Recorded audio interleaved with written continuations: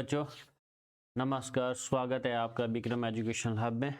आज हम पढ़ने वाले हैं 9 जैन से लेके 16 जैन तक जो भी करंट अफेयर्स इंपॉर्टेंट न्यूज़ में रहे हैं, हम उसका एनालिसिस करेंगे एग्जामिनेशन पॉइंट ऑफ व्यू से। ठीक है, एग्ज़ाम पॉइंट ऑफ व्यू से क्या ज़रूरी है, हम उस चीज़ को स्टडी करेंगे। हम और पूरे न्यूज़पेपर को नहीं करेंगे, लेकिन बस जो भी इंपॉर्टेंट चीज़ें हम उनको स्टडी करेंगे। ठीक है, चलो शुरू करते हैं। देखो, रिसेंटली न्यूज़ में था जनरेशन बीटा, जेन बीटा। अब ये जनरेशन बीटा क्या है? पहली बात कि जनरेशन होता क्या है, देखो मैं बताता हूँ आपको। आजकल जब बच्चे, पेरेंट्स और जो आगे जनरेशन होती है, चाइल्ड होता है, उनके बीच कहीं ना कहीं कन्फ्लिक्ट आता है ना। बच्चे क्या कहते हैं, ये जनरेशन गैप है कि पापा आप हमारी बात ये नहीं समझ सकते, ऐसा नहीं होता है। यहाँ जो बच्चे होते हैं, माँ बाप को थोड़ा एक कहते हैं कि नहीं, आपको इन चीज़ों के बारे में नॉलेज है ही नहीं। कि ऐसा लगता है कि जो आने वाली जनरेशन है कहीं ना कहीं एडवांस हो रही है। यही होता ना कि हमारे आइडियाज़ मैच नहीं करते। अगर हम पहले की बात करें, हम कलेक्टिविज़्म की बात करते थे कि मिलजुल के साथ रहना है। लेकिन आज की बात करें अगर हम, तो हम इंडिविजुअलिज्म की बात करते हैं कि मतलब जो है मेरा है, मैं अकेले ही ठीक हूँ, मैं अकेले ही खुश रहना चाहता हूँ। पहले के टाइम आप लोग नानी के घर जाते थे, उधर आपकी बुआ, मामियाँ, फूफी सब मिलजुल के रहते थे। लेकिन आजकल वो टाइम ही नहीं है। स्टार्टिंग में आपने गांव में ढेर सारी गेम्स खेली होंगी, जैसे वो गिल्ली डंडा आ गया है, मिलजुल के पकड़न पकड़ाई आ गया, सांची तोलिया गेम होती थी, वो खेलते थे हम लोग। लेकिन आज के टाइम में बच्चों को वो है नहीं। आज के टाइम में जो बच्चे हैं वो क्या कर रहे हैं, आईपैड जनरेशन है, मोबाइल यूज़ कर रहे हैं, फ्री फायर खेल रहे हैं। तो ये क्या है, ये जनरेशन बेटा है। पहली चीज़ की जनरेशन होना क्या चाहिए, जनरेशन क्या है, persons burn around the same time period, कि एक ही टाइम पीरियड में जो लोग पैदा होते हैं। अब जो एक ही टाइम पीरियड में पैदा होंगे, मुझे बताओ उनका वैल्यू सिस्टम क्या होगा, एक जैसा ही होगा। ठीक है, उनका वैल्यू सिस्टम एक जैसा होगा, क्योंकि जो एक टाइम पीरियड पे पैदा होगा उनका कहीं ना कहीं वैल्यू सिस्टम, क्योंकि वहाँ पे जो सोशल कंडीशनिंग है वो ऐसी ही एग्जिस्ट करेगी। वहाँ के लोग, सोसाइटी, इंफ्रास्ट्रक्चर सब कुछ वैसा ही एग्जिस्ट करेगा। हम इसको कहते हैं जनरेशन। अब आपको याद रखना, कभी कभी आपको एग्जाम में पूछा जा सकता है कि जो जनरेशन का कंसेप्ट है किसने दिया था। कार्ल मनहीम एक सोशियोलॉजिस्ट थे, इनका एक पेपर आता है द प्रॉब्लम ऑफ जनरेशंस। क्या पेपर का नाम है, द प्रॉब्लम ऑफ जनरेशन। इन 1928 में इन्होंने जनरेशंस को क्या दिया था, टर्म दी थी। अगर हम बात करें हमारे इंडिया के पर्पज़ में या ओवरऑल, तो जनरेशन कैसे कैसे, जैसे बेबी बूमर्स है। अब इनका ना टाइम पीरियड आपने याद रखना कि बेबी बूमर्स कब थे, जनरेशन एक्स कब थी, वाई थी, जेड कब थी, अल्फ़ा बीटा, ये सारे टाइम पीरियड। जैन बूमर्स क्या है, ये हम कह सकते हैं बेबी बूमर्स। ये टाइम पीरियड है 1946 से लेकर 1964। अब इसको बेबी बूमर्स क्यों माना गया, देखो सेकेंड वर्ल्ड वॉर हुआ। सेकेंड वर्ल्ड वॉर होने के बाद कहीं ना कहीं कि पॉपुलेशन बड़ी कम हो गई, इसके बाद पॉपुलेशन एक्सप्लोजन हुआ, तो बेबी ज़्यादा आने लगे, प्लस साथ में पॉपुलेशन बूम होता भी। इस जो जनरेशन को बोला है बेबी बूमर्स। ठीक है, फिर आती है आपके पास जेन एक्स। जो जेन एक्स है वो है 1964 से लेके 1979 तक।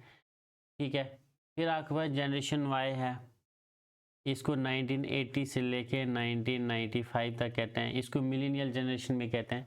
फिर जेन जी है, जेन जी जो आपकी जनरेशन है वो 1996 से लेके 2010 तक है।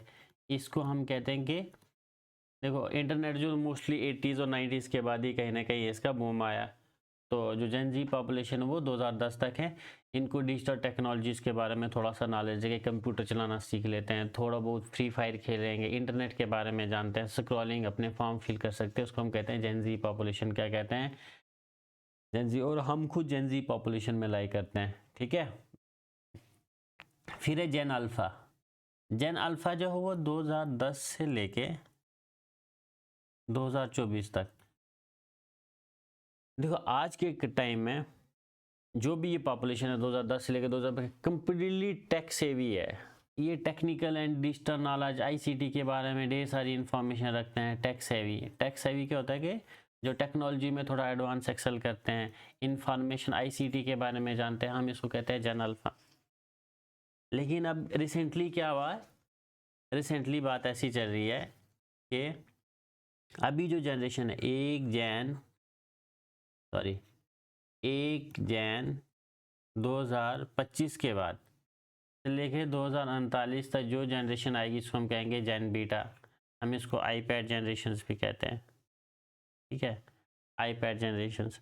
मतलब अब जो टाइम आने वाला है वो ये नहीं कि आप छोटे छोटे नोकिया के मोबाइल फ़ोन यूज़ करो, बट टाइम किस चीज़ का है, टाइम ये है कि आपको आईपैड चाहिए, आईफोन चाहिए, तभी हम कहते हैं जेन बीटा। अब जो जेन बीटा ना, इसमें एक चीज़ याद रखनी कि 1 जैन 2025 के बाद जो भी बच्चे पैदा होंगे हम उनको कहेंगे जेन बीटा। अब ग्लोबली जो देखा जाए, फर्स्ट जेन बीटा बेबी जो था उसका एक लड़की थी, क्या थी, कभी कभी ये नाम पूछ सकते हैं कि नाम इसका रेमी नाम है, ये ऑस्ट्रेलिया में पैदा हुई थी, ठीक है। और इंडिया में जो था वो फ्रैंक जिनांग है, ठीक है। अब इंडिया की बात करेंगे, ग्लोबली देखा जाए कि फर्स्ट जो जेन बीटा है वो क्या है, कभी कभी आपको स्टेटमेंट में पूछा जा सकता है कि ग्लोबली फर्स्ट जेन बीटा क्या है, एक लड़की है, वो ऑस्ट्रेलिया की है। अब इंडिया की बात करें, इंडिया का जो फर्स्ट जेन बीटा बेबी है मिजोरम से था और ये था फ्रैंकी जिनांग। अब आपको कंडीशंस क्या याद रखनी है कि 1 जैन 2025 के बाद जो भी जनरेशन या जो भी बर्थ होगा उसको हम कहते हैं जेन बीटा, ठीक है। पूरे वर्ल्ड में जो पहला बेबी था वो लड़की थी, उसका नाम था रिमी, और इंडिया में देखा जाए तो फ्रैंकी जिनांग, और ये मिजोरम का है, ठीक है, क्लियर है। फिर आपको पता होना चाहिए कि 9 जनवरी 9 जैन को हर साल कहते हैं कि प्रवासी भारतीय दिवस मनाया जाता है। क्यों बनाया जाता है कि 9 जैन 1915 को गांधी जी साउथ अफ्रीका से इंडिया आए थे। इंडिया आने के बाद इन्होंने आज़ादी की जो थी लड़ाई थी उसमें एक अपना ढेर सारा कंट्रीब्यूशन दिया। तो इसी चीज़ को प्रमोट करने के लिए, गांधी जी की लेगेसी को प्रमोट करने के लिए हर साल 9 जैन को प्रवासी भारतीय दिवस मनाया जाता है। और ये जो आज का था 2025 में, ये 18 थीम सीरीज था। अब इसके लिए आपको क्या याद रखनी है, थीम याद रखनी होती। कभी कभी डायरेक्टली थीम बेस्ड क्वेश्चन आ जाते हैं कि बताओ what was the theme of भारतीय प्रवासी भारतीय दिवस। तो आपको याद रखना है कि थीम थी डायस्पोरा, कंट्रीब्यूशन टू ए विकसित भारत। इंडिया ने क्या बोला कि हम 2047 तक हम एक डेवलप्ड नेशन बन जाएंगे। तो डायस्पोरा क्या होता है कि जो हमारे एनआरआईज हैं इंडिया के, ओवरसीज सिटीजन ऑफ इंडिया, जो हमारे देश से बाहर लोग रह रहे हैं और कहीं ना कहीं उनकी वजह से कंट्रीब्यूशन तो आती है, या इंडियन ओरिजिन के सिटीजन्स हैं, इंडियन ओरिजिन के जो भी सिटीजन हैं उनके एंसेस्टर्स वगैरह वो इंडिया से लिंक रखते हैं हिस्टोरिकली पॉलिटिकली, उनका कंट्रीब्यूशन जो है हम उस चीज़ में स्टडी करेंगे कि थीम क्या था, डायस्पोरा कंट्रीब्यूशन टू अ विकसित भारत, ठीक है। अब रिसेंटली क्या, कभी कभी वन लाइनर्स में क्वेश्चन आ जाता है कि बताओ नेशनल टर्मरिक बोर्ड कहाँ रिसेंटली इसको क्या किया, ये इनाग्रेट किया है, कहाँ किया गया, निज़ामाबाद तेलंगाना में। तेलंगाना में इसको inaugurated by union minister of commerce and industry ने क्या किया, नेशनल टर्मरिक बोर्ड को बनाया। अब इससे क्या होगा, क्योंकि जो हल्दी है, टर्मरिक का मतलब हल्दी, इस पर कहीं ना कहीं रिसर्च होगी, डेवलपमेंट होगी, हो सकता है कि आगे कुछ भी हो सकता है, मतलब इसको प्रमोट करने के लिए इंटरनेशनल मार्केट में एक्सपोर्ट कैसे किया जाए, इसकी रेंज को कैसे इंक्रीज़ किया जाए, तो इस चीज़ पे ये काम करेंगे, ठीक है। और फिर मोस्ट इंपॉर्टेंट टॉपिक है ब्लू फ्लैग सर्टिफिकेशन। देखो, ब्लू फ्लैग सर्टिफिकेशन एक सर्टिफिकेट दी जाती है ऑर्गेनाइजेशन के द्वारा कि आपकी जो बीचेस हैं, मेरीन एरियाज़ हैं, वो इको फ्रेंडली हैं कि नहीं, वहाँ पे साफ़ पानी है कि नहीं, वहाँ पे टॉयलेट आगे फैसिलिटीज़, पानी पीने का, वहाँ पे टूरिज़्म के लिए कैसा है। अब ये ब्लू फ्लैग सर्टिफिकेशन देता कौन है, ये देता है डेनमार्क बेस्ड एक फाउंडेशन फॉर इन्वायरमेंटल एजुकेशन है, फी कहते हैं इसको, फाउंडेशन फॉर इन्वायरमेंटल एजुकेशन है। और ये eco friendly eco label tag देती है कि भाई ये जो बीच है ये इन्वायरमेंटल फ्रेंडली, यहाँ पे किसी भी पशु जानवर का कोई भी नुकसान नहीं है, ठीक है। इंडिया में टोटल कितने बीचीज़ हैं? टोटल 13 बीचीज़ हैं जो है ब्लू फ्लैग सर्टिफिकेशन है। जो रिसेंटली जो बीच है वो क्या है? केरला के कपाड़ एंड चाल बीचेस को रिसेंटली जो 13th इन सीरीज है वो क्या है? केरला का कपाड़ एंड चाल बीचेस। अब इसमें आपको याद क्या रखना है? आपने याद रखना कि ये बीचेस कहाँ कहाँ है। देखो ये है गुजरात आपका एरिया, है कि नहीं? गुजरात में दो हैं, एक है शिवराजपुर और दूसरा है घोघला। दो बीचेस गुजरात में है। फिर हम बात करें कसोरकोड, ये कर्नाटका में है। पदुबिद्री भी कर्नाटका में है। फिर आपके पास आएगा कपाड़ केरला में, एडन पौंडीचेरी, कोवलम तमिलनाडु, ऋषिकोंडा आंध्र प्रदेश में है और गोल्डन बीच जगन्नाथपुरी उड़ीसा में है। फिर एक और बीच आ जाता है कि राधानगर जो बीच है वो अंडमान एंड निकोबार आइलैंड्स में है। एक ठंडी बीच है और खदमत बीच ये आपके लक्षद्वीप में, और एक लास्ट वन जो है एक केरला में क्या है? बार्ड एंड चाल बीचीज। ये टोटल 13 बीचीज है और इंडिया ने इसी की तरह फी की तरह एक बनाया है ब्लीला बीम्स। ये आप घर जाके स्टडी करना है कि ये बीम्स ये इंडिया का अपना इको लेवल है, ठीक है? जैसे ब्लू फ्लैग सर्टिफिकेशन है ऐसे इंडिया भी अपना इन्होंने एक बनाया है, ठीक है? न्यू बीच है केरला कपाड़ एंड चाल बीचीज और टोटल 13 इन सीरीज। अब है इंटरपोल। हमने इंटरपोल की बात करी। इंटरपोल क्या होता है? International police organisation. ये जो हमारी इंटरनेशनल पुलिस होती है इसका जो कहते हैं हेडक्वार्टर वो लियोन फ्रांस में है। कहाँ है? Lyon France. Lyon France. Total 195 member countries है और इंडिया भी कहीं ना कहीं क्या मेंबर कंट्रीज है। अब बात ये आती है कि कोई एक क्रिमिनल है, क्रिमिनल एक्टिविटी करके फरार हो गया, ठीक है? लेकिन पहले से ही उसने अपने एसेट्स बाहर भेज दिए हैं। अब बताओ कि क्या इंडिया का जो कोर्ट है, जुडिशियल सिस्टम में इतना फास्ट ट्रैक तो है नहीं कि उसके बाहर के एसेट भी क्या कर दिए जाएं? सीज कर दिए जाएं। अब ये पायलट फेज में, ये जो सिल्वर नोटिस है ये पायलट फेज में है कि जो भी क्रिमिनल है उनके हम एसेट्स को ट्रेस भी कर सकते हैं और सीज भी कर सकते हैं। तो इंटरनेशनल पुलिस की होगी वो Interpol silver notice pilot project to trace and recover criminal cases. कहता है the newest edition to colour coded notices and diffusion we facilitate locate, identifying and obtaining information about laundered assets included properties, vehicles, financial accounts and business। ठीक है, मतलब जो भी लोग हैं जो मनी लॉन्ड्रिंग करते हैं, इलीगल एक्टिविटीज़ करते हैं, एक्सटॉर्शंस में विलुप्त हैं, ठीक है, हम सिल्वर नोटिस के ज़रिए उनकी प्रॉपर्टीज़ असेट्स को ट्रेस कर सकते हैं और कहीं ना कहीं सीज भी कर सकते हैं। ये है इंटरपोल का सिल्वर नोटिस, ठीक है?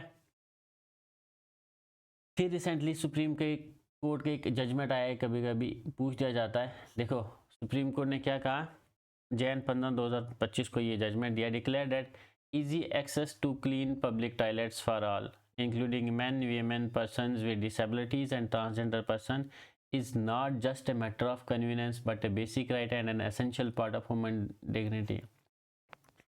इसका मतलब है right to clean toilet is a basic right, basic fundamental right. Fundamental जो होता है जो ज़रूरी चीज़ें होती हैं, फंडामेंटल राइट, और ये हमारे आर्टिकल 21 में आता है, याद रखना। अब कभी कभी आपको पूछ दिया जा सकता है, बताओ right to clean toilet is a basic fundamental right और not, and it lies under article 21। इसके अकॉर्डिंग सुप्रीम कोर्ट ने जजमेंट में क्या बोला कि भाई हमें इन बात की वेलफेयर स्टेट की, इसमें दो तीन चीज़ें याद रखनी है। एक तो इन्होंने कहा कि भाई गाइडलाइंस इशू की कि आपको जितनी भी स्टेट्स एंड यूनियन टेरिटरीज हैं उनका एक ड्यूटी है कि उनको हर जगह पब्लिक प्लेसेस में क्लीन टॉयलेट्स का एसेसिबिलिटी देनी चाहिए, और वो भी अलग जेंडर सेंसिटिव, मतलब मैन, वीमेन, ट्रांसजेंडर, हर एक के लिए अलग अलग होना चाहिए, बिल्कुल साफ़ होना चाहिए। जब हमें टॉयलेट की फैसिलिटीज़ नहीं मिलेगी हम वेलफेयर स्टेट तो उसको कह ही नहीं सकते। जब तक हमारे पास क्लीन टॉयलेट, पब्लिक टॉयलेट्स है नहीं, हम उसको वेलफेयर स्टेट नहीं मानेंगे। और एक और कंडीशन जोड़ दी कि for being a welfare state आपके पास क्या होना चाहिए, पब्लिक को क्लीन टॉयलेट्स का एक्सेस होना चाहिए। बस इतना ही याद रखना आपने, ठीक है? फिर है मोस्ट इंपॉर्टेंट भारत रणभूमि दर्शन प्रोजेक्ट। देखो भारत, इंडिया आ गया, रणभूमि का मतलब होता है बैटल फील्ड, दर्शन का मतलब आपने उधर जाके एक प्लेटफॉर्म बनाया गया है, ऐप भी बनाई गई है। इसके रिगार्डिंग क्या एक मिनिस्ट्री ऑफ डिफेंस और ने एक कोलैबोरेशन किया है किसके साथ, मिनिस्ट्री ऑफ टूरिज्म में। मतलब कि इसको ना बैटल टूरिज्म भी कहते हैं। हमें टूरिज्म को प्रमोट कैसे करना है, इंडिया की जितनी भी आइकॉनिक बैटल साइट्स हैं उनको प्रमोट करना है, ताकि वहाँ लोग आए, उन लोगों से बात करें, लोगों को उस चीज़ के बारे में पता चले कि ये लड़ाई क्यों हुई थी, इसका इम्पैक्ट क्या था, इसका रीजंस क्या है, कितने लोग मरे, कितने लोग शहीद हुए। ठीक है, उस टोटल हिस्ट्री को जानने की जो इच्छा होती है उसको हम कहते हैं बैटल टूरिज्म। कहता है कि ये जो ऐप है मोस्ट आइकॉनिक बैटल फील्ड्स को क्या करेगी, प्रमोट करेगी। और अभी तक जो रिसेंटली है कितने डिक्लेयर हुए, 75 डिक्लेयर हो गए। ये कनेक्टिविटी को प्रमोट करेगी, tourism and socio economic development को भी प्रमोट करेगी कहीं ना कहीं। क्योंकि जब ये कहते हैं कि स्टेट ऑफ द आर्ट ये इन्होंने शुरू किया प्रोजेक्ट, कि जितने भी बैटलफील्ड्स हुए हैं वहाँ पे लोग जाके विजिट करें और उस चीज़ के बारे में जानें। ठीक है, और ये जो मोस्टली बैटलफील्ड्स हैं बॉर्डर एरियाज़ हैं, पाकिस्तान और चाइना के जो बॉर्डर पे है वहाँ पे हैं। ठीक है, और ये also part of incredible India campaign है।